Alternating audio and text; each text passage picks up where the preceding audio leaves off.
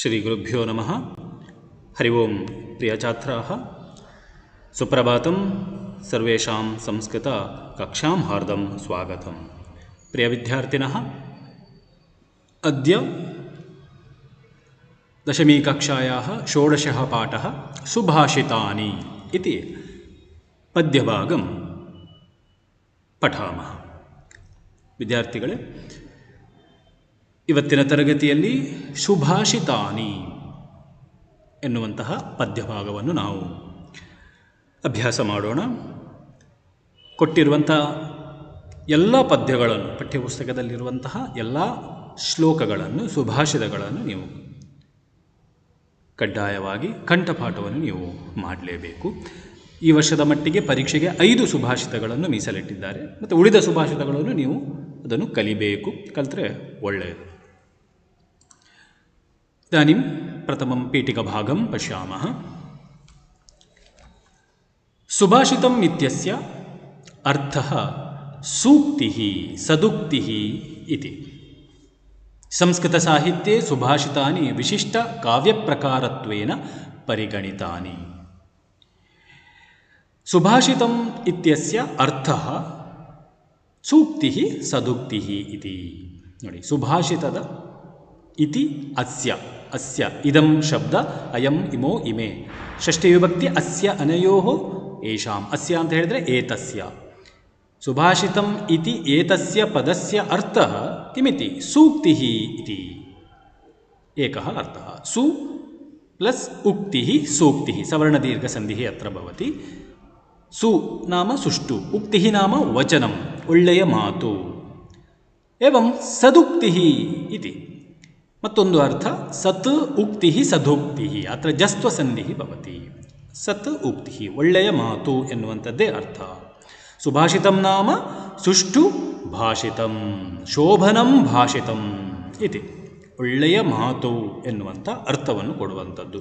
ನಮ್ಮ ಬಾಳಿಗೆ, ನಮ್ಮ ಜೀವನಕ್ಕೆ ಆದರ್ಶವನ್ನು ನೀಡಿ ಹಿತವನ್ನುಂಟು ಮಾಡುವಂತಹ ಈ ಮಾತುಗಳಿಗೆ ನಾವು ಸುಭಾಷಿತ ಅಂತ ಹೇಳಿ ಕರಿತೇವೆ. ಸುಭಾಷಿತಸ್ಯ ಸೂಕ್ತಿಃ ಸ್ವದುಕ್ತಿಃ ಸುವಚನಂ ಚ ಇತಿ ನಾಮಾಂತರಾಣಿ ಸಂತಿ. ಇದೆಲ್ಲ ಬೇರೆ ಬೇರೆ ಹೆಸರುಗಳು ಸುಭಾಷಿತಕ್ಕಿರುವಂಥದ್ದು. ಸಂಸ್ಕೃತ ಸಾಹಿತ್ಯೆ ಸುಭಾಷಿತಾನಿ ವಿಶಿಷ್ಟ ಕಾವ್ಯಪ್ರಕಾರತ್ವೇನ ಪರಿಗಣಿತಾನಿ. ಸಂಸ್ಕೃತ ವಾङ्ಮಯೇ, ಸಂಸ್ಕೃತ ಸಾಹಿತ್ಯೆ ಬಹೂನಿ ಸುಭಾಷಿತಾನಿ ಲಭ್ಯಂತೆ. ಸಂಸ್ಕೃತ ಸಾಹಿತ್ಯೆ ಸುಭಾಷಿತಾನಿ ಕಾವ್ಯಸ್ಯ ವಿಶೇಷ ಪ್ರಕಾರ ರೂಪೇಣ ಪರಿಗಣಿತಾನಿ. ಈ ಸುಭಾಷಿತಗಳು, ಸಂಸ್ಕೃತ ಸಾಹಿತ್ಯದಲ್ಲಿ ಲಭ್ಯವಿರುವಂತಹ ಈ ಸುಭಾಷಿತಗಳು, ಸಾಹಿತ್ಯೇ ಸಪ್ತಮ ವಿಭಕ್ತಿ, ಸಾಹಿತ್ಯದಲ್ಲಿ ವಿಶಿಷ್ಟ ಕಾವ್ಯ ಪ್ರಕಾರತ್ವೇನ, ಅದೊಂದು ಕಾವ್ಯದ ವಿಶೇಷವಾದ ಪ್ರಕಾರ, ಕಾವ್ಯದ ವಿಶೇಷವಾದ ಭಾಗ ಎನ್ನುವ ರೀತಿಯಲ್ಲೇ ಪ್ರಸಿದ್ಧಿಗೊಂಡಂಥದ್ದು. ಕಾವ್ಯದ ವಿಶೇಷ ಪ್ರಕಾರ ರೂಪದಿಂದ ಪರಿಗಣಿತಾನಿ. ಈಗ ಅದನ್ನು ನಾವು ಆ ರೀತಿಯಲ್ಲಿ ಸ್ವೀಕಾರ ಮಾಡ್ತೇವೆ, ಪರಿಗಣಿಸ್ತಾ ಇದ್ದೇವೆ. ಕಾವ್ಯದ ವಿಶೇಷ ಪ್ರಕಾರ ಎಂಬುದಾಗಿ ಯಾವುದನ್ನು? ಸುಭಾಷಿತವನ್ನು. ತಾನಿ ಸುಭಾಷಿತಾನಿ ಪ್ರಾಯಃ ಲೋಕನೀತಿ ಬೋಧಕಾನಿ ಮಾನವ ಜೀವನಸ್ಯ ಸಮುನ್ನತೆ ಸಹಾಯಕಾನಿ ಚ ಭವಂತಿ. ನೋಡಿ, ಏನು ಸುಭಾಷಿತದಿಂದ ನಮಗೆ ಪ್ರಾಪ್ತಿಯಾಗ್ತದೆ? ತಾನಿ ಸುಭಾಷಿತಾನಿ, ತತ್ ತೇ ತಾನಿ, ನಪುಂಸಕಲಿಂಗ. ಸುಭಾಷಿತಂ ನಪುಂಸಕಲಿಂಗ. ಸುಭಾಷಿತಂ ಸುಭಾಷಿತೆ ಸುಭಾಷಿತಾನಿ, ಅಕಾರಾಂತ ನಪುಂಸಕಲಿಂಗ ಪದ. ತಾನಿ ಸುಭಾಷಿತಾನಿ ಪ್ರಾಯಃ ಲೋಕನೀತಿ ಬೋಧಕಾನಿ. ಸುಭಾಷಿತಾನಿ ಅಸ್ಮಾನ್ ನೀತಿಂ ತತ್ವಂ ಚ ಉಪದಿಶತಿ. ನಮಗೆ ಲೋಕನೀತಿಯನ್ನು ಅದು ಬೋಧಿಸುವಂಥದ್ದು. ಲೋಕದ ನೀತಿ, ಲೋಕದ ಬದುಕುವ ನೀತಿ, ಜೀವನ ಕ್ರಮವನ್ನು ನಮಗೆ ಅದು ಬೋಧಿಸುವಂಥದ್ದು. ಬೋಧಕಂ ಬೋಧಕೆ ಬೋಧಕಾನಿ. ಮಾನವ ಜೀವನಸ್ಯ ಸಮುನ್ನತೆ ಸಹಾಯಕಾನಿ ಚ ಭವಂತಿ.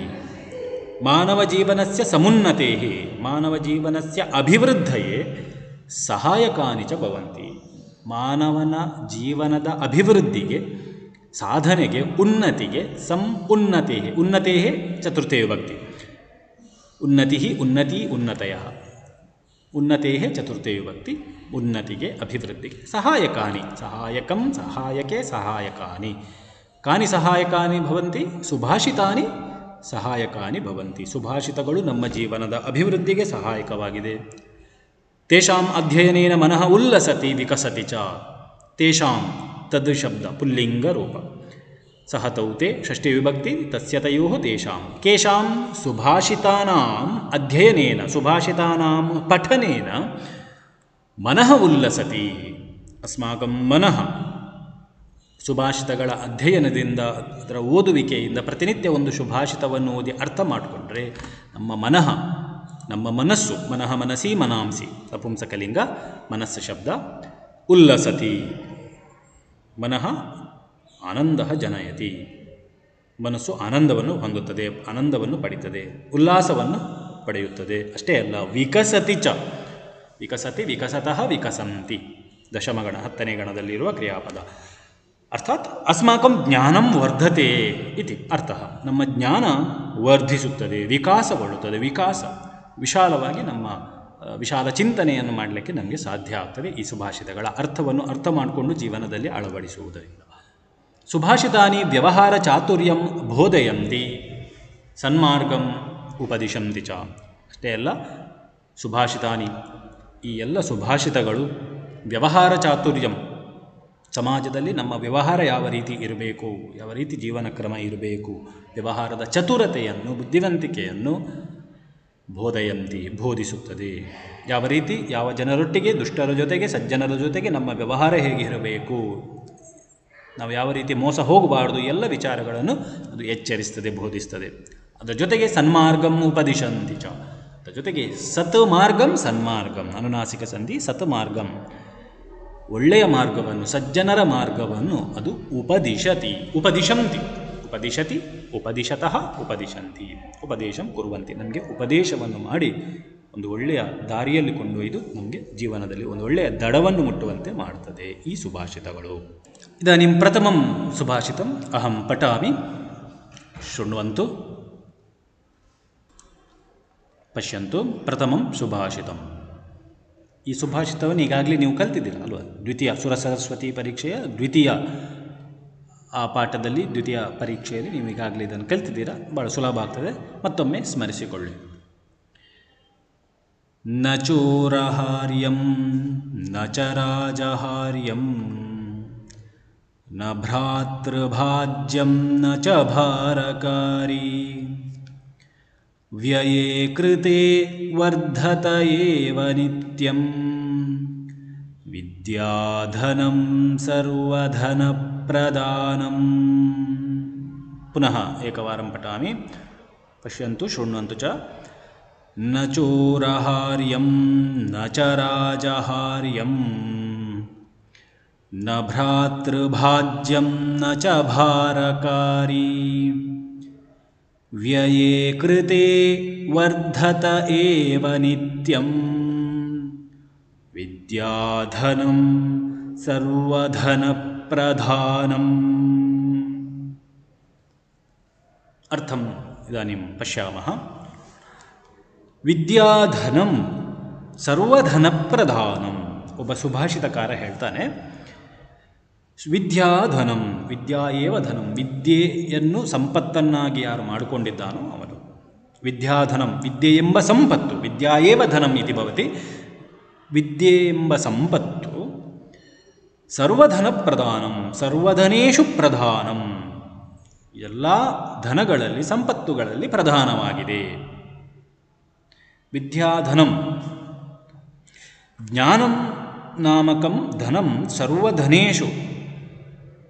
ವಿದ್ಯಾಧನಂ ಜ್ಞಾನಂ ನಾಮಕಂ ಧನಂ ಸರ್ವಧನೇಶು ಪ್ರಧಾನಂ ಸರ್ವಧನೇಶು ಮುಖ್ಯಂ ಅಸ್ತಿ ಇತಿ ಸುಭಾಷಿತಕಾರಸ್ಯ ಅಭಿಪ್ರಾಯಃ ಅತ್ರ. ಕಿಮರ್ಥಂ ವಿದ್ಯಾಧನಂ ಸರ್ವಧನೇಶು ಪ್ರಧಾನಂ ಇತ್ಯಪಿ ಕಾರಣಮಪಿ ಸಹ ದೀಯತೆ. ಯಾಕೆ ವಿದ್ಯಾಧನ ಎನ್ನುವಂಥದ್ದು ಎಲ್ಲ ಸಂಪತ್ತುಗಳಲ್ಲಿ ಶ್ರೇಷ್ಠವಾದಂಥದ್ದು ಪ್ರಧಾನವಾದಂಥದ್ದು ಎನ್ನುವುದಕ್ಕೆ ಒಂದು ಕಾರಣವನ್ನು ಕೂಡ ಕೊಡ್ತಾರೆ. ಅದನ್ನು ನಾವು ಗಮನಿಸೋಣ. ನೋಡಿ, ಪ್ರಥಮಂ ಕಾರಣಂ ವಿದ್ಯಾಧನಂ ನ ಚೋರಹಾರ್ಯಂ ನ ಚೋರಹಾರ್ಯಂ. ವಿದ್ಯಾಧನಂ ಚೋರೈಃ ಅಪಹರ್ತುಂ ನ ಶಕ್ಯತೆ ಇತಿ ಕಾರಣಾತ್ ವಿದ್ಯಾಧನಂ ಸರ್ವಧನ ಪ್ರಧಾನಂ. ನೋಡಿ, ನ ಚೋರಹಾರ್ಯಂ ಚೋರೈಃ ಚೋರೇಣ ಚೋರಾಭ್ಯಾಂ ಚೋರೈಃ ಕಳ್ಳರಿಂದ ತಸ್ಕರೈಃ ಅಪಹರ್ತುಂ ನ ಶಕ್ಯತೆ ತಸ್ಕರೈ ಹರ್ತುಂ ಅಥವಾ ಅಪಹರ್ತುಂ ನ ಶಕ್ಯತೆ. ಚೋರಃ ಜ್ಞಾನಿನಃ ಸಮೀಪಂ ಆಗತ್ಯ ಚುರಿಕಾಂ ದರ್ಶಯಿತ್ವ ತಸ್ಯ ಜ್ಞಾನಂ ಅಪಹರ್ತುಂ ನ ಶಕ್ಯತೆ ಅಲ್ವಾ. ಚೋರರಿಂದ ಕಳ್ಳರಿಂದ ಅಪಹರಿಸಲು ಸಾಧ್ಯವಾಗದೇ ಇರುವಂಥದ್ದು, ಅಸಾಧ್ಯವಾದಂಥದ್ದೇ ಈ ಜ್ಞಾನ ಸಂಪತ್ತು. ಯಾವ ಕಳ್ಳನು ನಮ್ಮ ಬಳಿ ಬಂದು ಬೇರೆ ಧನಕನಕಾದಿಗಳನ್ನು ಅವ ಹೆದರಿಸಿ ಕದ್ದು ಹಿಡ್ಕೊಂಡು ಹೋಗ್ಬೋದು. ಆದರೆ ಈ ವಿದ್ಯಾ ಸಂಪತ್ತನ್ನು, ನಮ್ಮಲ್ಲಿರುವ ವಿದ್ಯೆ ಎಂಬ ಸಂಪತ್ತನ್ನು ಯಾವ ಕಳ್ಳನಿಂದಲೂ ಅಪಹರಿಸಲು ಸಾಧ್ಯ ಇಲ್ಲ. ಚೋರಹಾರ್ಯಂ ಚೋರೇಣ ಹಾರ್ಯಂ, ಚೋರನಿಂದ ಕದಿಯಲ್ಪಡಲು ಯೋಗ್ಯವಾದಂಥದ್ದು, ಸಾಧ್ಯವಾದದ್ದು ಎನ್ನುವಂಥದ್ದು ಅರ್ಥ. ಅಲ್ಲಿ ನ ಚೋರಹಾರ್ಯಂ ಹೇಳಿದರೆ ಕಳ್ಳನಿಂದ ಅಪಹರಿಸಲು ಅಸಾಧ್ಯವಾದದ್ದು ಎನ್ನುವ ಅರ್ಥ. ಹಾರ್ಯಂ ಯಾ ಪ್ರತ್ಯಯ ಬರ್ತದೆ ಅಲ್ಲಿ. ಯಾ ಪ್ರತ್ಯಯ ಯೋಗ್ಯವಾದ, ಕದಿಯಲು ಯೋಗ್ಯವಾದದ್ದು ಎನ್ನುವ ಅರ್ಥದಲ್ಲಿ. ಇಲ್ಲಿ ನ ಚೋರಹಾರ್ಯಂ, ಕದಿಯಲು ಅಸಾಧ್ಯ. ಅಷ್ಟೇ ಅಲ್ಲ, ವಿದ್ಯಾಧನಂ ನ ರಾಜಹಾರ್ಯಂ. ಮತ್ತೆ ಸುಭಾಷಿತಕಾರ ಹೇಳ್ತಾನೆ ನೋಡಿ, ನ ಚ ರಾಜಹಾರ್ಯಂ ರಾಜಭಿಃ ಅಪಿ ಶುಲ್ಕರೂಪೇಣ ಆದಾತುಂ ನ ಶಕ್ಯತೆ. ನ ಚ ರಾಜಹಾರ್ಯಂ ರಾಜಭಿಃ ಅಪಿ ಕರರೂಪೇಣ, ಶುಲ್ಕರೂಪೇಣ ನಾಮ ಕರರೂಪೇಣ, ಆದಾತುಂ ಸ್ವೀಕರ್ತುಂ ನ ಶಕ್ಯತೆ, ನ ಸಾಧ್ಯತೆ. ವಿದ್ಯಾಸಂಪತ್ತನ್ನು ಯಾವ ರಾಜನೂ ಕೂಡ ತನ್ನ ರಾಜ್ಯದಲ್ಲಿರುವಂತಹ ಪಂಡಿತರ ಜ್ಞಾನಕ್ಕೆ ಕರರೂಪದಲ್ಲಿ ಶುಲ್ಕವನ್ನು ಕೂಡ ವಿಧಿಸಲಿಕ್ಕೆ ಸಾಧ್ಯ ಇಲ್ಲ. ರಾಜಹಾರ್ಯಂ ರಾಜ್ಞಾಹಾರ್ಯಂ, ರಾಜಹಾರ್ಯಂ ಹೇಳಿದರೆ ರಾಜನಿಂದ ಅಪಹರಿಸಲು ಯೋಗ್ಯವಾದಂಥದ್ದು, ಸಾಧ್ಯವಾಗುವಂಥದ್ದು. ಇಲ್ಲಿ ನ ರಾಜಹಾರ್ಯಂ, ರಾಜನಿಂದಲೂ ಅಪಹರಿಸಲು ಅಸಾಧ್ಯವಾದಂಥದ್ದು ಅಂತ ಅರ್ಥ. ವಿದ್ಯಾಧನವನ್ನು ಯಾವ ರಾಜನಿಗೂ, ಯಾವ ಪಂಡಿತ ಎಷ್ಟು ಕಲ್ತಿದ್ದಾನೆ ಅವನ ವಿದ್ವತ್ತಿಗೆ ನಾವು ಕರವನ್ನು, ಶುಲ್ಕವನ್ನು, ಟ್ಯಾಕ್ಸನ್ನು ವಿಧಿಸಲಿಕ್ಕೆ ಸಾಧ್ಯ ಇಲ್ಲ. ಅಂತಹದ್ದು ಶ್ರೇಷ್ಠತೆ ಹೊಂದಿದಂಥದ್ದು ಈ ವಿದ್ಯೆ. ಬೇರೆ ಮನೆಯಲ್ಲಿರುವಂತಹ ಎಲ್ಲ ವಸ್ತುಗಳಿಗೆ, ಧನಕನಕಾದಿಗಳಿಗೆ ರಾಜ ಟ್ಯಾಕ್ಸನ್ನು ವಿಧಿಸ್ಬೋದು, ನಾವು ಶುಲ್ಕವನ್ನು ಕೊಡಬೇಕು. ಆದರೆ ಕಲ್ತಂತಹ ವಿದ್ಯೆಗೆ ಶುಲ್ಕವನ್ನು ವಿಧಿಸಲಿಕ್ಕೆ ಸಾಧ್ಯ ಇಲ್ಲ. ಯಾಕೆ?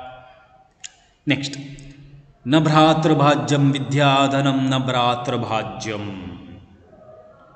ವಿದ್ಯಾಧನಂ ಸೋದರೈ, ಭ್ರಾತೃ ನ ಭಾಜ್ಯಂ, ಸೋದರೈ ವಿಭಕ್ತುಂ ಅಸಾಧ್ಯಂ. ಭ್ರಾತೃ ಭ್ರಾತಾ ಭ್ರಾತರೋ ಭ್ರಾತರಃ, ಭ್ರಾತೃಭ್ರಾಜ್ಯಂ ಭ್ರಾತುಷು ಅರ್ಥಾತ್ ಸಹೋದರೇಷು ಸೋದರೇಷು ವಿಭಕ್ತುಂ ನ ಶಕ್ಯತೆ. ಸೋದರು, ಭ್ರಾತೃ ಹೇಳಿದರೆ ಸೋದರರು, ಅಣ್ಣ ತಮ್ಮಂದಿರು.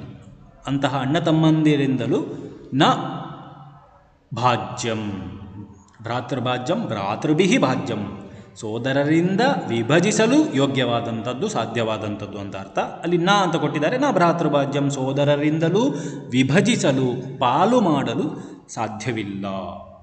ಮನೆಯಲ್ಲಿರುವಂಥ ತಂದೆ ಅಜ್ಜಂದಿರು ಮಾಡಿದ ಎಲ್ಲ ಸಂಪತ್ತುಗಳಿದ್ದರೆ ಅಥವಾ ಭೂಮಿಗಳಿದ್ದರೆ ಅದನ್ನೆಲ್ಲ ಪಾಲು ಮಾಡ್ತೇವೆ, ನಾವು ವಿಭಾಗ ಮಾಡಿಕೊಂಡು ಹಂಚುತ್ತೇವೆ. ಆದರೆ ಕಲ್ತಂತಹ ವಿದ್ಯೆಯನ್ನು ಯಾವ ಸಹೋದರರಿಗೂ ಪಾಲಿನ ರೂಪದಲ್ಲಿ ಕೇಳಲಿಕ್ಕೆ ಅಸಾಧ್ಯ, ಪಾಲು ಮಾಡಲಿಕ್ಕೆ ಸಾಧ್ಯ ಇಲ್ಲ, ಅದನ್ನು ಡಿವೈಡ್ ಮಾಡಲಿಕ್ಕೆ ಸಾಧ್ಯ ಇಲ್ಲ. ಅಂತಹ ಶ್ರೇಷ್ಠವಾದಂಥದ್ದು ಸಂಪತ್ತೇ ಈ ವಿದ್ಯೆ. ಹಾಗಾಗಿ ನ ಭ್ರಾತೃಭಾಜ್ಯಂ, ಸೋದರರಿಂದ ವಿಭಾಗ ಮಾಡಲು ಅಸಾಧ್ಯವಾದಂಥದ್ದು ಈ ವಿದ್ಯೆ. ಅದರ ಜೊತೆಗೆ ನ ಚ ಭಾರಕಾರಿ, ನ ಚ ಭಾರಕಾರಿ, ಓಢುಂ ಭಾರಮಪಿ ನ ಭವತಿ. ಬೇರೆ ಸಂಪತ್ತುಗಳು ಇದ್ದರೆ ನಮಗೆ ಜವಾಬ್ದಾರಿ ಜಾಸ್ತಿ, ಹೊರ್ಕೊಳ್ಳಿಕ್ಕೆ ಕಷ್ಟ ಆಗ್ತದೆ. ಕೋಟಿಗಟ್ಟಲೆ ಹಣ ಉಂಟು ಹೇಳಿದರೆ ಅದನ್ನು ರಕ್ಷಣೆ ಮಾಡುವ ಚಿಂತೆಯಲ್ಲೇ ನಾವು ಇರ್ತೇವೆ, ಸಾಧ್ಯ ಆಗುವುದಿಲ್ಲ, ಅದು ಭಾರ ಅಂತ ಎಣಿಸ್ತದೆ. ಆದರೆ ವಿದ್ಯಾಸಂಪತ್ತು, ನಾವು ಎಷ್ಟೇ ಡಿಗ್ರಿ, ಎಷ್ಟೇ ಜ್ಞಾನವನ್ನು ಸಂಪಾದಿಸಿದರೂ ಕೂಡ ಅದನ್ನು ಎಷ್ಟು ಕೂಡ ಹೊರಲಿಕ್ಕೆ ಸಾಧ್ಯ, ತಲೆ ಭಾರ ಅಂತ ಅನಿಸೋದಿಲ್ಲ. ಓಢುಂ ಹೊರಲು ಭಾರಮಪಿ ನ ಭವತಿ. ಭಾರಕಾರಿ ಹೇಳಿದರೆ ಭಾರವನ್ನು ಉಂಟು ಮಾಡುವಂಥದ್ದು, ನ ಭಾರಕಾರಿ ಭಾರವನ್ನು ಉಂಟು ಮಾಡುವುದಿಲ್ಲ. ಇಷ್ಟೇ ವಿದ್ಯಾ ಜ್ಞಾನಾರ್ಜನೆ ಗಳಿಸಿದ್ರೂ ಕೂಡ ತಲೆ ಭಾರ ಅಂತ ನಮಗೆ ಅನಿಸುವುದಿಲ್ಲ. ಅಂತಹ ಶೇಷತೆ ಈ ವಿದ್ಯೆ ಎಂಬ ಸಂಪತ್ತಿನಲ್ಲಿದೆ. ನಚಭಾರಕಾರಿ, ಹೊರಲು ಭಾರ ಆಗದೇ ಇರುವಂಥದ್ದು ಈ ವಿದ್ಯೆ. ವ್ಯಯೇ ಕೃತೆ ವರ್ಧತ ಏವ ನಿತ್ಯಂ. ಮತ್ತೊಂದು ವಿಶೇಷತೆ ಇದೆ. ವ್ಯಯೇ ಕೃತೆ ಉಪಯೋಗೇ ಕೃತೆ ಸತಿ ವಿನಿಯೋಗೇ ಕೃತೆ ಕಸ್ಮೈಚಿದಪಿ ದೀಯತೆ ಚೇತ್ ಅಸ್ಮಾಸು ತತ್ ವರ್ಧತೆ, ನಿತ್ಯಂ ವರ್ಧತೆ, ಸದಾ ವರ್ಧತೆ. ಈ ವಿದ್ಯೆ ಎಂಬ ಸಂಪತ್ತನ್ನು ನಾವು ವ್ಯಯೇ ಕೃತೆ, ಇಲ್ಲಿ ಸತಿಸಪ್ತಮಿ ಪ್ರಯೋಗ ಅಂತಿದೆ, ವ್ಯಯೇ ಕೃತೆ ಇದು ಸತಿಸಪ್ತಮಿ ಪ್ರಯೋಗ. ಖರ್ಚು ಮಾಡುತ್ತಿದ್ದರೆ, ವಿನಿಯೋಗ ಮಾಡುತ್ತಿದ್ದರೆ ಅಥವಾ ವಿನಿಯೋಗ ಮಾಡಿದಾಗ ಎನ್ನುವಂಥ ಅರ್ಥ ಬರ್ತದೆ. ಸತಿಸಪ್ತ ಎರಡೂ ಕೂಡ ಸಪ್ತಮಿ ವಿಭಕ್ತಿಯಲ್ಲಿದೆ. ಯಯೇ ಸಪ್ತಮಿ ವಿಭಕ್ತಿ, ಕೃತೆ ಸಪ್ತಮಿ ವಿಭಕ್ತಿ. ಖರ್ಚು ಮಾಡುತ್ತಿದ್ದರೆ ಅಥವಾ ಖರ್ಚು ಮಾಡಿದಾಗ ಎನ್ನುವ ಅರ್ಥದಲ್ಲಿ, ಆದಾಗ, ಆಗಲು ಎನ್ನುವ ಅರ್ಥದಲ್ಲಿ ಸಪ್ತಮಿ ಪ್ರಯೋಗವನ್ನು ನಾವು ಬಳಸ್ತೇವೆ. ಇದನ್ನು ಎಷ್ಟು ನಾವು ಉಪಯೋಗ ಮಾಡ್ತಾ ಇರ್ತೇವೆಯೋ ಆಗ ನಿತ್ಯಂ ವರ್ಧತೆ ಏವ. ಯಾರಿಗಾದರೂ ನಾವು ಜ್ಞಾನವನ್ನು ಹಂಚಿದರೆ, ಕಲ್ತದ್ದ ವಿಷಯವನ್ನು ಮತ್ತೊಬ್ಬನಿಗೆ ನಾವು ತಿಳಿಸಿಕೊಟ್ರೆ ಅದು ವರ್ಧತೆ ಏವ, ಅದು ಸದಾ ವರ್ಧತೆ. ಅದು ನಮ್ಮಲ್ಲಿರುವ ಜ್ಞಾನ ಮತ್ತಷ್ಟು ಹೆಚ್ಚಾಗ್ತದೆ, ಮತ್ತಷ್ಟು ನಾವು ಚುರುಕುಗೊಳ್ತೇವೆ, ಮತ್ತಷ್ಟು ವಿಷಯಗಳನ್ನು ನಾವು ಕಲಿತೇವೆ. ಆದರೆ ಉಳಿದ ಸಂಪತ್ತು, ಧನ ಕನಕಾದಿಗಳು, ನನ್ನಲ್ಲಿ ಒಂದು 100 ರೂಪಾಯಿ ಉಂಟು ಅಂತ ಹೇಳಿದರೆ ಅದನ್ನು ಖರ್ಚು ಮಾಡಿದರೆ ಅದು ಖಾಲಿ ಆಗ್ತಾ ಹೋಗ್ತದೆ. ಮಾರ್ಕೆಟ್ ಹೋಗಿ ಎಲ್ಲ ವ್ಯಯ ಖರ್ಚಾಗಿ ಹೋಗ್ತದೆ, ಝೀರೋ ಬ್ಯಾಲೆನ್ಸ್ 0 ಆಗ್ತದೆ. ಆದರೆ ವಿದ್ಯೆ ಎನ್ನುವಂಥದ್ದು ಅಲ್ಲ, ಹಾಗಲ್ಲ. ಖರ್ಚು ಮಾಡಿದಷ್ಟು ಮತ್ತಷ್ಟು ಲಾಭವನ್ನು ನಮಗೆ ತಂದು ಕೊಡ್ತದೆ. ಮತ್ತಷ್ಟು ಜ್ಞಾನಿಗಳಾಗ್ತೇವೆ, ಮತ್ತಷ್ಟು ವಿಷಯಗಳನ್ನು ನಾವು ಕಲಿಯಲು ನಮಗೆ ಸಹಾಯ ಆಗ್ತದೆ ನಮ್ಮಲ್ಲಿರುವಂಥ ವಿದ್ಯೆ. ಹಾಗಾಗಿ ಕಲಿತದ್ದನ್ನು ನಾವು ಪರಸ್ಪರವಾಗಿ ಹಂಚಿಕೊಳ್ಬೇಕು, ಆ ವಿದ್ಯೆಯನ್ನು ಇನ್ನೊಬ್ಬರಿಗೆ ನಾವು ಹೇಳಿಕೊಡಬೇಕು ಎನ್ನುವಂಥದ್ದು ಅರ್ಥ. ಇಲ್ಲಿ ವರ್ಧತ ಏವ ಅಂತ ಇದೆ. ವರ್ಧತ ಆತ್ಮನೇಪದಿ ರೂಪ. ವರ್ಧತೆ, ವರ್ಧೇತೆ, ವರ್ಧಂತೆ, ಹೆಚ್ಚಾಗುತ್ತದೆ. ಇಲ್ಲಿ ಒಂದು ಯಾಂತಾದೇಶ ಸಂಧಿಯಾಗಿದೆ. ವರ್ಧತೆ ಪ್ಲಸ್ ಏವ, ಆಗ ವರ್ಧತೈ, ಐ ಅಂತ ಆದೇಶವಾಗ್ತದೆ.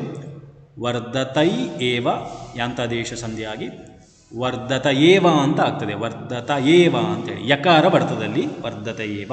ಆದರೆ ಇದಕ್ಕಿಂತ ಮೊದಲು ಒಂದು ವ್ಯಾಕರಣ ಒಂದು ಸೂತ್ರದಂತೆ ಅದು ವಿಕಲ್ಪವಾಗಿ ವರ್ಧತ, ಅಲ್ಲಿ ಯಕಾರ ಲೋಪವಾಗಿ ಕೊನೆಗೆ ಉಳಿಯುವಂಥದ್ದು ವರ್ಧತ ಏವ. ಇಲ್ಲಿರುವ ಏಕಾರ ಅರ್ಥಾತ್ ಯಕಾರ ಲೋಪ ಆಗ್ತದೆ, ಆಗ ಉಳಿಯುವ ಶಬ್ದ ವರ್ಧತ ಏವ. ಇದನ್ನು ಸ್ಪೆಲ್ಲಿಂಗ್ ಮಿಸ್ಟೇಕ್ ಅಲ್ಲ, ವರ್ಧತೆ ಏವ ಅಂತ ಬರಿಬೋದು ಅಥವಾ ವರ್ಧತ ಏವ ಅಂತ ಹೇಳಿ ಸರಿ ಇದೆ ಶಬ್ದ. ವರ್ಧತ ಏವ ನಿತ್ಯಂ. ಹಾಗಾಗಿ ವಿದ್ಯಾಧನಂ ಸರ್ವಧನ ಪ್ರಧಾನಂ. ಹಾಗಾಗಿ ಚೋರನಿಂದ ಅಪಹರಿಸಲು ಅಸಾಧ್ಯ, ರಾಜನಿಂದಲೂ ಅಪಹರಿಸಲು ಕರ ಮೊದಲಾದವುಗಳ ಮೂಲಕ ಅದನ್ನು ಶುಲ್ಕವನ್ನು ವಿಧಿಸಲು ಅಸಾಧ್ಯ. ನ ಭ್ರಾತೃಭಾಜ್ಯಂ, ಸೋದರರಿಂದಲೂ ವಿಭಜಿಸಲು ಅಸಾಧ್ಯ. ನಚ ಭಾರಕಾರಿ, ಹೊರಲು ಭಾರ ಅಂತ ಕೂಡ ಅನಿಸುವುದಿಲ್ಲ. ಹಾಗೆ ವ್ಯಯೇ ಕೃತೆ ವರ್ಧತ ಏವ ನಿತ್ಯಂ. ವ್ಯಯ ಮಾಡಿದಷ್ಟು, ಖರ್ಚು ಮಾಡಿದಷ್ಟು ವಿದ್ಯೆ ಮತ್ತಷ್ಟು ನಮಗೆ ಹೆಚ್ಚಾಗ್ತದೆ. ಹಾಗಾಗಿ ವಿದ್ಯಾಧನಂ, ವಿದ್ಯೆ ಎಂಬ ಸಂಪತ್ತು ಸರ್ವಧನ ಪ್ರಧಾನಂ, ಸರ್ವಧನೇಶು ಪ್ರಾಮುಖ್ಯಂ ಇತಿ ಸುಭಾಷಿತಕಾರಃ ಅಸ್ಮಾನ್ ಉಪದಿಶತಿ. ನಮಗೆಲ್ಲರ ಉಪದೇಶವನ್ನು ಮಾಡ್ತಾನೆ. ಇದನ್ನು ನಾವು ಅರ್ಥ ಮಾಡಿಕೊಂಡು ವಿದ್ಯಾರ್ಜನೆ, ಜ್ಞಾನಾರ್ಜನೆಯಲ್ಲಿ ನಾವು ತೊಡಗಿಸಿಕೊಳ್ಳಬೇಕು ಎನ್ನುವಂಥದ್ದು. ಒಮ್ಮೆ ತಾತ್ಪರ್ಯವನ್ನು ನೋಡ್ಕೊಳ್ಳಿ. ವಿದ್ಯೆಯೇ ಒಂದು ಸಂಪತ್ತು, ಆ ಸಂಪತ್ತನ್ನು ಕಳ್ಳರಿಂದ ಕದಿಯಲಾಗದು.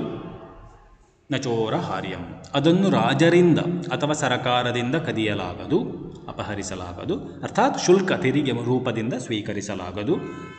ಅದನ್ನು ಸೋದರರಿಂದ ಪಾಲು ಮಾಡಿಕೊಳ್ಳಲಾಗದು. ನ ಭ್ರಾತೃಭಾಜ್ಯಂ, ಹೊರಲು ಭಾರವೂ ಆಗದು. ನಚ ಭಾರಕಾರಿ, ಹೊರಲು ಹೊತ್ತುಕೊಳ್ಳಲು ಭಾರವೂ ಆಗಲಾರದು. ವಿದ್ಯಾ ಸಂಪತ್ತನ್ನು ಖರ್ಚು ಮಾಡಿದಷ್ಟು ಅಥವಾ ಉಪಯೋಗಿಸಿದಷ್ಟು ಮತ್ತಷ್ಟು ಹೆಚ್ಚಾಗುತ್ತದೆ. ವ್ಯಯೇ ಕೃತೆ ವರ್ಧತ ಏವ ನಿತ್ಯಂ. ಅತಃ ಆದುದರಿಂದಲೇ ವಿದ್ಯಾ ಸಂಪತ್ತೇ ವಿದ್ಯಾ ಏವ ಧನಂ, ವಿದ್ಯಾಧನಂ ಸರ್ವಧನ ಪ್ರಧಾನಂ, ಎಲ್ಲ ಸಂಪತ್ತುಗಳಿಗಿಂತ ಶ್ರೇಷ್ಠವಾದ ಸಂಪತ್ತು. ಎಲ್ಲ ಸಂಪತ್ತು, ಅಲ್ಲಿ ಧನ ಕನಕಾದಿ ಸೈಟ್ ಜಾಗ ಎಲ್ಲವೂ ಬಂತು. ಆ ಎಲ್ಲ ಸಂಪತ್ತುಗಳಿಗಿಂತ ಶ್ರೇಷ್ಠವಾದಂಥದ್ದು ನಮ್ಮ ವಿದ್ಯಾ ಸಂಪತ್ತು ಎನ್ನುವಂಥದ್ದು ಈ ಸುಭಾಷಿತದ ತಾತ್ಪರ್ಯ. ಅರ್ಥ ಆಯ್ತಲ್ವಾ? ಮುಂದಿನ ಸುಭಾಷಿತ ನೋಡೋಣ. ನೋಡಿ, ಒಮ್ಮೆ ಓದ್ತೇನೆ. ಪಿಬಂತಿ ನದ್ಯಃ ಸ್ವಯಮೇವ ನಾಂಭಃ, ಸ್ವಯಂ ನ ಖಾದಂತಿ ಫಲಾನಿ ವೃಕ್ಷಾಃ, ನಾದಂತಿ ಸಸ್ಯಂ ಖಲು ವಾರಿವಾಹಾಃ, ಪರೋಪಕಾರಾಯ ಸತಾಂ ವಿಭೂತಿಃ. ಪಿಬಂತಿ ನದ್ಯಃ ಸ್ವಯಮೇವ ನಾಂಭಃ, ಸ್ವಯಂ ನ ಖಾದಂತಿ ಫಲಾನಿ ವೃಕ್ಷಾಃ, ನಾದಂತಿ ಸಸ್ಯಂ ಖಲು ವಾರಿವಾಹಾಃ, ಪರೋಪಕಾರಾಯ ಸತಾಂ ವಿಭೂತಿ. ಬಹಳ ಸುಂದರವಾದಂತಹ ಸುಭಾಷಿತ ನೋಡಿ. ನದ್ಯ ಸ್ವಯಮೇವ ನ ಅಂಬಃ ನ ಪಿಬಂತಿ. ನೋಡಿ, ನದ್ಯ ನದೀ ಶಬ್ದ ಈಕಾರಾಂತ ಸ್ತ್ರೀಲಿಂಗ ಪದ. ನದೀ ನದ್ಯೌ ನದ್ಯ, ಜನನೀ ಜನನ್ಯೌ ಜನನ್ಯ. ನದಿಗಳು ಅರ್ಥಾತ್ ಸರಿತಃ, ಸರಿತ್ ಸರಿತೌ ಸರಿತಃ. ನದಿಗಳು ಬಹುವಚನ ಅರ್ಥಾತ್ ಆಪಗಾಹ ಇತ್ಯರ್ಥಃ. ಸರಿತಃ ಅಥವಾ ನದ್ಯಃ ಆಪಗಾಹ. ಸ್ವಯಂ ಏವ, ಸ್ವಯಂ ಏವ ಆತ್ಮನಃ ಏವ ಸ್ವಾರ್ಥಾಯ ಏವ ತಮಗೆ ತಾವೇ ನದಿಗಳು ಅಂಬಃ ನ ಪಿಬಂತಿ. ಅಂಬಃ ನಾಮ ಜಲಂ, ಅಂಬಸ್ ಶಬ್ದ ನಪುಂಸಕಲಿಂಗ ಪದಂ. ಅಂಬಃ ಅಂಬಸಿ ಅಂಬಾಂಸಿ, ಮನಃ ಮನಸಿ ಮನಾಂಸಿ ಶಬ್ದ ಕಲ್ತಿದ್ದೀರಾ, ಅದರ ಹಾಗೆ ಅಂಬಃ ಅಂಬಸಿ ಅಂಬಾಂಸಿ ಅಂಬಸ್ ಶಬ್ದ ನಪುಂಸಕಲಿಂಗ. ಅಂಬಃ ನ ಪಿಬಂತಿ. ನ ಪ್ಲಸ್ ಅಂಬಃ ನಾಂಬಃ ಅತ್ರ ಸವರ್ಣ ದೀರ್ಘ ಸಂಧಿಃ ಭವತಿ. ಅಂಬಃ ನ ಪಿಬಂತಿ ಅರ್ಥಾತ್ ಜಲಂ ನ ಪಿಬಂತಿ, ಜಲಂ ನ ಪಾನಂ ಕುರ್ವಂತಿ ಇತ್ಯರ್ಥಃ. ನ ಪಿಬಂತಿ ನ ಸ್ವೀಕುರ್ವಂತಿ, ನೀರನ್ನು ಕುಡಿಯುವುದಿಲ್ಲ. ಅಂಬಃ ಯಾವುದು? ನದಿಗಳು. ಹರಿಯುತ್ತಿರುವಂತಹ ನದಿಗಳು ತಾವಾಗಿಯೇ ತಮ್ಮ ನೀರನ್ನು ಕುಡಿಯುವುದಿಲ್ಲ. ತನ್ನ ನೀರನ್ನೇ ತಾನು ಕುಡ್ಕೊಂಡು ಅದು ಡ್ರೈ, ಖಾಲಿಯಾಗುವುದಿಲ್ಲ. ನದಿಯ ನೀರು ಅದು ಪರೋಪಕಾರಕ್ಕಾಗಿಯೇ ಇರ್ತದೆ. ಪರೋಪಕಾರಕ್ಕಾಗಿಯೇ ಆ ನದಿಗಳು ಹರಿತಾ ಇವೆ ಎನ್ನುವಂಥದ್ದು ಅಲ್ಲಿ ಅರ್ಥ. ನದ್ಯ ಸ್ವಯಂ ಏವ ಆತ್ಮನಃ ಏವ ಸ್ವಾರ್ಥಾಯ ತನ್ನ ಸ್ವಾರ್ಥಕ್ಕೋಸ್ಕರ ಅಂಬಃ ನ ಪಿಬಂತಿ ತನ್ನ ನೀರನ್ನು ತಾನು ಕುಡಿಯುವುದಿಲ್ಲ. ಪರೋಪಕಾರಕ್ಕಾಗಿ ಅದು ಜನರಿಗೆ ಹರಿತಾ ಇರ್ತದೆ, ಕೊಡ್ತಾ ಇರ್ತದೆ. ಒಂದು. ಇನ್ನು ಫಲಾನಿ ವೃಕ್ಷಾಃ ಫಲಾನಿ ಸ್ವಯಂ ನ ಖಾದಂತಿ. ಮತ್ತೆ ಹೇಳ್ತಾನೆ ನೋಡಿ, ವೃಕ್ಷಾಃ ವೃಕ್ಷಃ ವೃಕ್ಷೌ ವೃಕ್ಷಾಃ ಪ್ರಥಮಾ ವಿಭಕ್ತಿ ಬಹುವಚನ. ಪಾದಪಾಃ ಅಥವಾ ತರವಃ ತರುಹು ತರು ತರವಃ ಮರಗಳು ವೃಕ್ಷಾಃ. ಫಲಾನಿ ಸ್ವಸ್ಯ ಫಲಾನಿ ವೃಕ್ಷ ಉತ್ಪನ್ನ ಖಾದ್ಯ ವಿಶೇಷಾನಿ. ತನ್ನ ಮರದಲ್ಲಿ ಬಿಟ್ಟಂತಹ ಹಣ್ಣುಗಳು, ಫಲಿಸಿದಂತಹ ಒಳ್ಳೆಯ ರುಚಿಯಾದ ಹಣ್ಣುಗಳನ್ನು ಫಲಂ ಫಲೇ ಫಲಾನಿ, ಇಲ್ಲಿ ದ್ವಿತೀಯ ವಿಭಕ್ತಿಯಲ್ಲಿದೆ. ಫಲಾನಿ ದ್ವಿತೀಯ ವಿಭಕ್ತಿ, ಫಲಂ ಫಲೇ ಫಲಾನಿ ದ್ವಿತೀಯ ವಿಭಕ್ತಿ, ಫಲಂ ಫಲೇ ಫಲಾನಿ. ತನ್ನ ಹಣ್ಣುಗಳನ್ನು, ವೃಕ್ಷದಲ್ಲಿ ಉಂಟಾದಂತಹ ತಿನ್ನಲು ಯೋಗ್ಯವಾದ ವಿಶೇಷವಾದ ಹಣ್ಣುಗಳನ್ನು ಸ್ವಯಂ ನ ಖಾದಂತಿ, ಸ್ವಯಂ ಆತ್ಮನಃ ಏವ ತನ್ನ ಹಣ್ಣುಗಳನ್ನು ತಾನೇ ಸ್ವಾರ್ಥಕ್ಕಾಗಿ ನ ಖಾದಂತಿ, ನ ಭಕ್ಷಯಂತಿ, ನ ಸ್ವೀಕುರುವಂತಿ. ಖಾದತಿ ಖಾದತಃ ಖಾದಂತಿ, ಭಕ್ಷಯಂತಿ ನ ಭಕ್ಷಯಂತಿ ತಿನ್ನುವುದಿಲ್ಲ. ಆ ಹಣ್ಣುಗಳು ಕೂಡ, ಮರಗಳು ತನ್ನ ಹಣ್ಣುಗಳನ್ನು ತಾವೇ ಸ್ವತಃ ತಿನ್ನುವುದಿಲ್ಲ. ಅವುಗಳೂ ಕೂಡ ಮರಗಳು ಪರೋಪಕಾರಕ್ಕಾಗಿಯೇ ಹಣ್ಣುಗಳನ್ನು ಬಿಡ್ತವೆ. ಪರೋಪಕಾರಾಯ ಫಲಂತಿ ವೃಕ್ಷಾಃ ಅಂತ ಸುಭಾಷಿತ ಇದೆ. ಪರೋಪಕಾರಕ್ಕಾಗಿಯೇ ಹಣ್ಣುಗಳನ್ನು ಬಿಡ್ತವೆ, ನೀಡ್ತಾ ಇವೆ. ಅಷ್ಟೇ ಅಲ್ಲ, ವಾರಿವಾಹಾಃ ಸಸ್ಯಂ ನ ಖಾದಂತಿ ಖಲು. ಖಲು ವಾರಿವಾಹಾಃ. ಮೊದಲಿಗೆ ವಾರಿವಾಹಾಃ ತಗೊಳ್ಳ. ವಾರಿವಾಹಾಃ ಏನು? ವಾರಿವಾಹಾಃ ವಾರಿ ವಹಂತಿ ಇತಿ ವಾರಿವಾಹಾಃ. ವಾರಿವಾರಿಣಿ ವಾರಿಣಿ. ವಾರಿ ಅಂತ ಹೇಳಿದರೆ ನೀರು, ವಾಹ ಅಂತ ಹೇಳಿದರೆ ವಹಂತಿ ಹೊತ್ತುಕೊಳ್ಳುವಂಥದ್ದು, ನೀರನ್ನು ಹೊತ್ತುಕೊಳ್ಳುವಂಥದ್ದಕ್ಕೆ ವಾರಿವಾಹ. ವಾರಿವಾಹೌ ವಾರಿವಾಹ ಬಹುವಚನ ರೂಪದಲ್ಲಿದೆ. ವಾರಿವಾಹ ಅಂತ ಹೇಳಿದರೆ ಮೇಘ, ಜಲಧರ, ಜಲದ ಇತ್ಯರ್ಥ. ವಾರಿ ವಹಂತಿ ಇತಿ ವಾರಿವಾಹ. ವಾರಿ ನೀರನ್ನು ಹೊತ್ತುಕೊಳ್ಳುವ ಕಾರಣ ಮೋಡಕ್ಕೆ ವಾರಿವಾಹ ಶಬ್ದ ಉಂಟು. ಅಂತಹ ಮೋಡಗಳು ಅಲ್ಲಿ ಬಹುವಚನದಲ್ಲಿದೆ. ಇಲ್ಲಿ ವಾರಿವಾಹ ನಾಮ ಮೇಘಾ ಜಲಧಾ. ಅದೇನು ಮಾಡ್ತದೆ? ಸಸ್ಯಂ ನ ಅಧಂತಿ ಖಲು. ಸಸ್ಯಂ ತೃಣ ಪರ್ಣ ಫಲಾದಿಕಂ ಅರ್ಥಾತ್ ಕೃಷಿಫಲಂ ನ ಅಧಂತಿ ನ ಭಕ್ಷಯಂತಿ ನ ಖಾದಂತಿ. ಸಸ್ಯಗಳು ಹುಟ್ಟಬೇಕು, ಸಸ್ಯಗಳು ಬೆಳಿಬೇಕು, ಜೀವದಲ್ಲಿರಬೇಕು ಅಂತ ಹೇಳಿದರೆ ಅದಕ್ಕೆ ಕಾರಣ ಮೇಘಗಳು, ಮೋಡಗಳು ಅಲ್ವಾ. ನೀರು ಬಹಳ ಮುಖ್ಯ. ನೀರೆಲ್ಲಿಂದ ನಮಗೆ ಪ್ರಾಪ್ತಿಯಾಗ್ತದೆ ಅಂತ ಹೇಳಿದರೆ ಮೋಡಗಳಿಂದ. ಬೇರೆ ಬೇರೆ ಕಾರಣಗಳಿಂದ ಸಮುದ್ರದ ನೀರು ಮೋಡಗಳಿಗೆ ಹೋಗ್ತದೆ. ಮೋಡಗಳು ಶುದ್ಧವಾದ ಪರಿಶುದ್ಧವಾದ ನೀರನ್ನು ಪರಿಸರಕ್ಕೆ, ನಿಸರ್ಗಕ್ಕೆ, ಭೂಮಿಗೆ ಸಿಂಪಡಿಸ್ತದೆ. ಆದ ಕಾರಣ ಸಸ್ಯಗಳು ಬೆಳಿಲಿಕ್ಕೆ ಕಾರಣ ಈ ಮೋಡಗಳು ನೀರುಗಳು. ಕೊನೆಗೆ ಆ ಮೋಡಗಳೇ ಸಸ್ಯಗಳನ್ನು ತಿಂದು ಹಾಕುವುದಿಲ್ಲ, ನಾಶ ಮಾಡುವುದಿಲ್ಲ ಅಂತ ಅರ್ಥ. ನ ಪ್ಲಸ್ ಅದಂತಿ ನಾದಂತಿ ಅತ್ರ ಸವರ್ಣದೀರ್ಘ ಸಂಧಿ ಭವತಿ. ನ ಅದಂತಿ ನಾದಂತಿ. ವಾರಿವಾಹಾಃ ನಾಮ ಮೇಘಾಃ ವಾರಿವಹಂತಿ ಇತಿ ವಾರಿವಾಹ. ಸ್ವತಃ ಮೋಡಗಳು ಮಳೆ ಸುರಿಸುವುದರಿಂದ ಸಸ್ಯಗಳು ಬೆಳಿಲಿಕ್ಕೆ ಕಾರಣವಾಗ್ತವೆ. ಆ ಮೋಡಗಳೇ ಆ ಸಸ್ಯಗಳನ್ನು ತಿನ್ನುವುದಿಲ್ಲ ಅಂತ ಅಲ್ಲಿ ಅರ್ಥ ಆಯ್ತಲ್ವ. ಹೀಗೆಯೇ ಸತಾಂ ವಿಭೂಕ್ತಿ ಪರೋಪಕಾರಾಯ ಸತಾಂ ವಿಭೂಕ್ತಿ. ಸತಾಂ ಸತಃ ಸತೋಃ ಸತಾಂ ಷಷ್ಠಿ ವಿಭಕ್ತಿ. ಸತ್ ಸಂತೌ ಸಂತಃ ಷಷ್ಠಿ ವಿಭಕ್ತಿ. ಸತಃ ಸತೋಃ ಸತಾಂ ಸಜ್ಜನಾನಾಂ ಇತ್ಯರ್ಥಃ. ಸಜ್ಜನರ ಅಂತ ಅರ್ಥ. ಸತಾಂ ಷಷ್ಠಿ ವಿಭಕ್ತಿ ಬಹುವಚನ. ಸಜ್ಜನಾನಾಂ ವಿಭೂತಿ ನಾಮ ಸಂಪದಃ. ಐಶ್ವರ್ಯಾಣಿ ಸಂಪತ್ ಸಂಪದೌ ಸಂಪದಃ ಅಂತ ಉಂಟು ಬಹುವಚನ. ವಿಭೂತಿ ಅರ್ಥಾತ್ ಸಂಪತ್ತುಗಳು, ಸಜ್ಜನರ ಸಂಪತ್ತುಗಳು. ವಿಭೂತಯಃ ಸಂಪತ್ ಪರೋಪಕಾರಾಯ. ವಿಭೂತಿ ಏಕವಚನ. ಸಂಪತ್ ಅಂತ ಕೂಡ ತಗೊಳ್ಬೋದು, ಐಶ್ವರ್ಯಂ ಅಂತ ತಗೊಳ್ಬೋದು. ವಿಭೂತಯಃ ಅಂತ ಇದ್ದರೆ ಸಂಪದಃ ಅಂತ ಆಗ್ತದೆ. ಪರೋಪಕಾರಾಯ ಅನ್ಯೇಷಾಂ ಉಪಕಾರಾಯ. ಪರೋಪಕಾರಾಯ ಚತುರ್ಥಿ ವಿಭಕ್ತಿ. ಪರೋಪಕಾರಃ ಅಕಾರ ಅಂತ ಪುಲ್ಲಿಂಗ. ಪರೋಪಕಾರಕ್ಕಾಗಿಯೇ. ಅನ್ಯೇಷಾಂ ಉಪಕಾರಾಯ ಅರ್ಥಾತ್ ಪರೇಷಾಂ ಸಹಾಯಾರ್ಥಂ ಏವ. ಇನ್ನೊಬ್ಬರ ಉಪಕಾರಕ್ಕಾಗಿಯೇ ಭವಂತಿ ವರ್ತಂತೆ. ಹೇಗೆ ನದಿಗಳು ಪರೋಪಕಾರಕ್ಕಾಗಿ ಹರಿಯುತ್ತವೆಯೋ, ಸ್ವತಃ ತನ್ನ ನೀರನ್ನು ತಾನು ಸ್ವೀಕಾರ ಮಾಡುವುದಿಲ್ಲವೋ, ಹೇಗೆ ಫಲಗಳು ಪರೋಪಕಾರಕ್ಕಾಗಿ ಫಲಿಸುತ್ತವೆಯೋ, ತನ್ನ ಮಧುರವಾದ ಹಣ್ಣುಗಳನ್ನು ತಾನೇ ಅದು ತಿನ್ನುವುದಿಲ್ಲವೋ, ಹಾಗೆ ಸಸ್ಯಗಳ ಬೆಳವಣಿಗೆಗೆ ಪ್ರಮುಖ ಕಾರಣವಾದಂತಹ ಈ ಮೋಡಗಳು ತನ್ನ ಸಸ್ಯಗಳನ್ನು ತಾನೇ ತಿನ್ನುವುದಿಲ್ಲವೋ, ಹಾಗೆ ಸಜ್ಜನರು ತಮ್ಮ ಸಂಪತ್ತುಗಳನ್ನು, ತಮ್ಮಲ್ಲಿರುವ ಸಂಪತ್ತುಗಳನ್ನು ತಮಗಾಗಿ ಸ್ವಾರ್ಥಕ್ಕಾಗಿ ಅವರು ಉಪಯೋಗ ಮಾಡುವುದಿಲ್ಲ. ಎಲ್ಲವೂ ಕೂಡ ಪರೋಪಕಾರಕ್ಕಾಗಿಯೇ ಅವರ ಸಂಪತ್ತುಗಳು ಇವೆ. ಪರೋಪಕಾರವನ್ನು ಮಾಡ್ತಾರೆ, ದಾನ ಧರ್ಮಗಳನ್ನು ಸಜ್ಜನರು ಮಾಡ್ತಾರೆ ಎನ್ನುವಂಥದ್ದು ತಾತ್ಪರ್ಯ. ಮತ್ತೊಮ್ಮೆ ಇದರ ತಾತ್ಪರ್ಯ ನೋಡ್ಕೊಳ್ಳಿ. ನದಿಗಳು ತಾವಾಗಿಯೇ ತಮ್ಮ ನೀರನ್ನು ಕುಡಿಯುವುದಿಲ್ಲ. ಮರಗಳು ತಮ್ಮ ಹಣ್ಣುಗಳನ್ನು ತಾವೇ ಸ್ವತಃ ತಿನ್ನುವುದಿಲ್ಲ. ಮೋಡಗಳು ಸಸ್ಯಗಳನ್ನು ತಿನ್ನುವುದಿಲ್ಲ. ಹೀಗೆ ಸಜ್ಜನರ ಎಲ್ಲ ಸಂಪತ್ತುಗಳು ಪರೋಪಕಾರಕ್ಕಾಗಿಯೇ ಇರುತ್ತದೆ. ಅವರು ತಮ್ಮ ಸ್ವಂತಕ್ಕಾಗಿ ಅವರ ಸಂಪತ್ತನ್ನು ಉಪಯೋಗಿಸುವುದಿಲ್ಲ ಎಂಬುದಾಗಿ ಈ ಸುಭಾಷಿತ ನಮಗೆ ಸಂದೇಶವನ್ನು ಸಾರುತ್ತದೆ. ಇದು ಎರಡನೇ ಸುಭಾಷಿತ. ಇವತ್ತಿಗೆ ಈ ಎರಡು ಸುಭಾಷಿತಗಳು ಸಾಕು. ಇವುಗಳನ್ನು ಚೆನ್ನಾಗಿ ಅಧ್ಯಯನ ಮಾಡಿ, ಕಂಠಪಾಠ ಮಾಡಿ 2 ಸುಭಾಷಿತಗಳನ್ನು. ಮುಂದಿನ ತರಗತಿಯಲ್ಲಿ ಉಳಿದ 3 ಸುಭಾಷಿತಗಳನ್ನು ನಾವು ಅಧ್ಯಯನ ಮಾಡೋಣ. ಸಮ್ಯಕ್ ಅಭ್ಯಾಸಂ ಕುರ್ವಂತು. ಧನ್ಯವಾದಃ. ಶುಭಮಸ್ತು.